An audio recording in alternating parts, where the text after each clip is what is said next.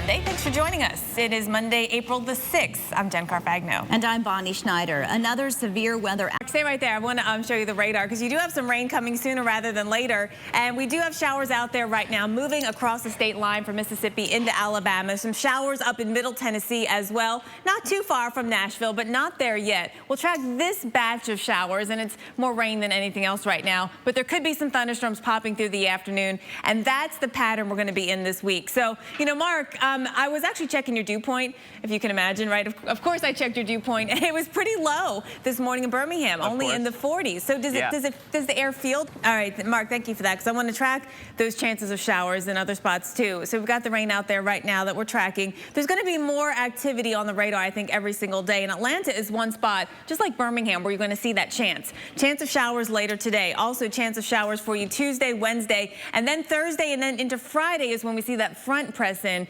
all the way across the southeast. That's going to be the big weather maker with some perhaps stronger thunderstorms by that point. So here's what's going on as we track everything. Big dip in our jet stream, and we'll get to what that means for a lot of people coming up. But focusing in on the southeast, we're going to see the moisture getting pulled back up. We're going to see that in the dew points rising. We're going to feel it in the humidity in the air. So more moisture coming in, a lot of jet stream energy at play as well. We are likely to see severe weather, especially across portions of the plains, even into parts of the Mississippi Valley. And then with several days worth of rain chances, we've got that risk of heavy rainfall. And it may not come in one storm, but inches of rain may fall over the course of the week. So concern for areas where we've been so saturated already, like up in Louisville, like in Cincinnati. We're going to be looking for additional rainfall coming in on top of that saturated ground. And we are concerned, of course, about any flood chances when you talk about saturated ground and days of rain like we see. Look, this is Thursday, and we still got the rain chances across the southeast with scattered showers and storms, but possible severe weather that we'll be tracking with our front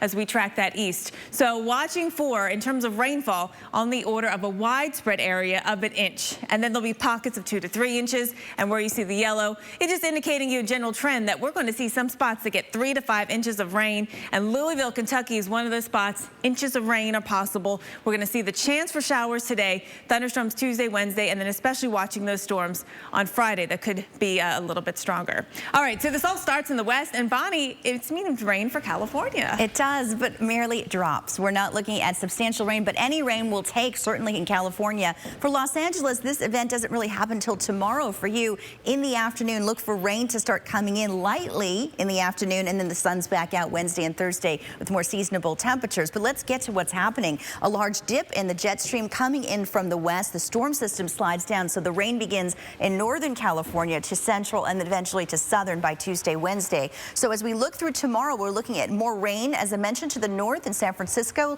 Lake Tahoe, you'll see mountain snow. We're looking at snow in California, especially in the higher elevations. So the rain begins today right along the border to the north. And then by tomorrow and tonight, certainly it sets in this evening into San Francisco, the Bay Area, into Modesto and Sacramento, and then Bakersfield and into Los Angeles. You'll start to see that, not quite as far as San Diego just yet, but that's coming for you as well. Look for rain, possibly even thunderstorms as this moisture accumulates through tomorrow. That's where we're looking at less than an inch. So when you start tallying the totals up, it doesn't amount to a lot, Jen, but we will see possibly 2 to 3 inches to the north. Only it could be more. It's better than nothing in the drought that's forcing California farmers. With a severe weather threat ramping up for this week, Wednesday and Thursday, big days ahead. We want to let you know what the Torcon is, because you'll be hearing this word often throughout the week here on the Weather Channel. Well, looking at this definition, you can multiply the Torcon in order to get the number by 10 to get the percent of a chance of a tornado. But for how far out?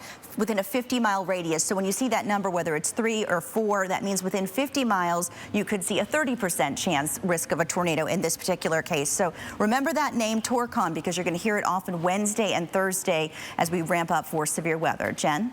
Well, speaking of, let's look at the Torcons out there already for Wednesday. Wednesday is really going to be a busy day, the start of our, I think, two busiest days of the week, Wednesday and Thursday. Now, we look at Wednesday in Oklahoma City, it's a 3. Kansas City, it's a 4. Little Rock, it's a 3. And this is a forecast you want to keep monitoring in case the numbers do change. Again, we're several days out here, but everything is pointing to a pretty significant system setting up for us midweek. And what's going to play out by Wednesday is that we're going want to see our dry line setting up. And if you're familiar with severe weather, you know this time of year, you look to the dry line as one of those forcing mechanisms to make air rise. It's all about what's going to make the air rise in the atmosphere, what's going to make thunderstorms grow, and then what's going to make thunderstorms rotate, right? And that's how we get to that risk of tornadoes. So we're going to see lots of warm, moist, humid air surging northward. The Gulf of Mexico will be open as all that air moves north. Humid air rises easier than any other kind of air. So you get this dry air that comes in and undercuts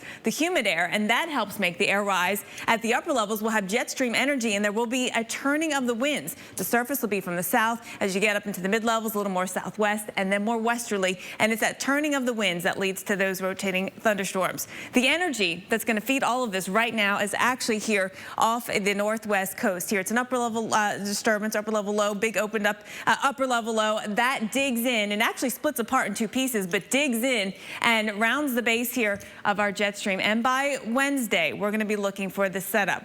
So you see the risk for severe weather, the red zone stretching from Texas all right up here through Kansas and into Missouri. We're going to be watching that concern for storms with damaging winds and hail. And then when it comes to the tornado risk, we have places with a 4 on our TORCON. That's a 40% chance of tornadoes forming within a 50-mile radius of your location if you have a 4. So we're looking especially eastern Kansas, north central Oklahoma. We're going to be watching that area down towards Oklahoma City. We've got a 3 on our TORCON, and pretty much from east central Oklahoma down into north central Texas, we've got 3s in the area. And you look again at the risks. Oklahoma City 3, Kansas City also a 4, Little Rock a 3. The timing for Oklahoma City is Wednesday p.m., Wednesday for Kansas City, and then Little Rock gets you into Thursday. So Bonnie, Thursday is also going to be a very busy day. It's fantastic news for the water supply. Now, California grows more than a third of the nation's vegetables and nearly 2/3 of its fruits and nuts. But now in the midst of a historic drought, water agencies in Southern California are offering to buy water from farmers in the northern part of the state. It's creating an interesting dilemma. Keep growing their crops or cash in. NBC's Hallie Jackson. Weather Center Live, I'm Bonnie Schneider. And I'm Jen Carfagno. Big week here across the U.S. where we are going to see the risk of tornadoes, real tornadoes that could cause some damage. It's a storm, Mark, thank you. And just an aside, Mark was talking about that dry air that's sort of holding back the showers for now. I read that dry air is actually helping to allow the pollen to spread a bit easier, too, just like the flu spreads in drier air in the winter, right? So pollen an issue, yes. Thunderstorms, another issue that we got to watch here, and it is going to be a stormy week. Memphis, for us, it's Monday, and then it's Thursday and Friday that are our days to watch out for thunderstorms. Right now, we have the showers that Mark was talking about. We look at Nashville. We've got showers moving in. It's more rain than anything else. If there is any thunder and lightning, it wouldn't be that widespread, but it could be a little heavier douse of rain. Certainly going to affect anyone on spring break this weekend trying to do anything outside. We've got to look from Fayette to Carrollton here. This is as you cross over from Mississippi into Alabama. Looking at that rain starting to cross over as well. Just about to get to Tuscaloosa right now. It's taking its time to get here, but we will see some showers out there. So this week, how things are changing is certainly significant. We're finally seeing a big dip in our trough, big dip in our jet stream over the west. This is something really that we were looking to see throughout much of February, March, and that never really set up. But we're going to see that, and we're going to see the moisture getting pulled north out ahead of that, and that is going to see the moisture return. We'll have the upper level energy now at play as this big trough digs into the west and swings around out into the plains. Upper level energy, we're going to see the moisture returning. We're going to see that turning of the winds from the surface to the upper levels of the atmosphere lead to the potential of storms that could grow pretty strong. So we're looking at thunderstorms out there, places like Memphis to Nashville and Atlanta today. Not really strong thunderstorms, just garden variety kind of thing. Tomorrow, really the same thing, not looking for widespread strong storms, but by Wednesday, we're looking out to the heartland. By Thursday, we're going to spread it into the Mississippi Valley and really could see significant weather in terms of tornadoes and hail and damaging winds when it comes to severe weather this week. Now, it all starts in the west, and certainly are, Bonnie. We're just wondering, you know, after this clipper moves out, will we get the warmer weather? It will. It will return again to the northeast by the end of the week. Boston finally hit 60 last Thursday for the first time this year. But as our Reagan Medji found out, some people are a bit more impatient after experiencing such a harsh winter and want the warmth now and for it to stay. Oh, that April sun does feel good, doesn't it? Well, next on Weather Center Live, we're prepared.